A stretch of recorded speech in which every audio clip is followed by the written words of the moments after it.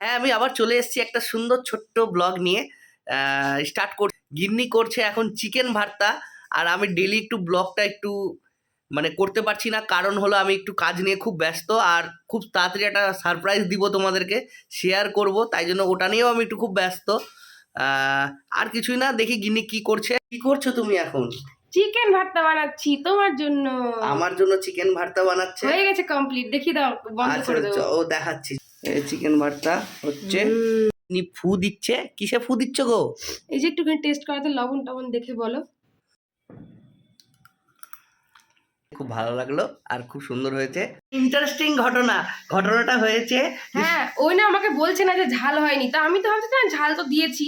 তারপরে একটু পরে এসে দেখে কি লঙ্কাটা কেটে রেখেছি, কিন্তু না, লঙ্কাটা আমি ওকে দেখিয়েছি। হ্যাঁ, হ্যাঁ, ওই আমাকে বলছে কি এখানে লঙ্কাটা কাটা কেন, ওই যে তাদের দিইনি, ওই জন্য ঝাল কম আমি লাগছে। বলছি যে কি ব্যাপারটা কিছুই না। হ্যাঁ দাঁড়াও, লঙ্কা চিড়ে চিড়ে রেখেছি, হ্যাঁ। কিন্তু দিইনি। চলে এসেছি ডিনার নিয়ে। একদম সায়ন্তনী কি কি করেছে তোমাদেরকে শেয়ার করি। তো তখনকার দেখে নিলে যে চিকেন ভর্তা করেছে, আর কি করতে পারে বলো, গেস করে আমাকে জানাও। আর তাড়াতাড়ি কমেন্ট সেকশনে আমাকে জানাও। এবার দেখো, তো কমেন্ট সেকশনে জানাও। আর চলো আমি তোমাদেরকে দেখিয়ে দিই কি কি করেছে। কি করেছো? এই যে বাড়িতে তাপ্তি মারা নান। হ্যাঁ, এটা মানে আমার কাছে না চাটু নেই, ওপরে চাটু বলছি, প্যান নেই। প্যান থাকলে খুব ভালো হতো।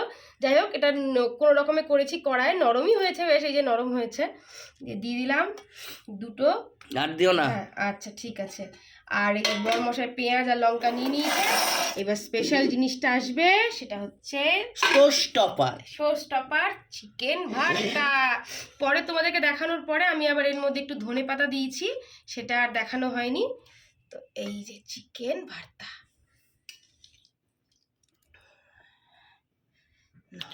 আমি খেয়ে বলি কেমন হয়েছে। দাঁড়াও। আহা,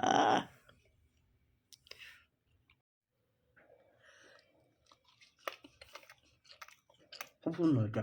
সত্যি? এবার ঝালটা ঠিক আছে? এবার ডাল ঠিক আছে। তো চিকেন ভর্তা নান খাই, পরে তোমাদের সাথে কথা হবে। আজকের জন্য এইটুকুই। Good night.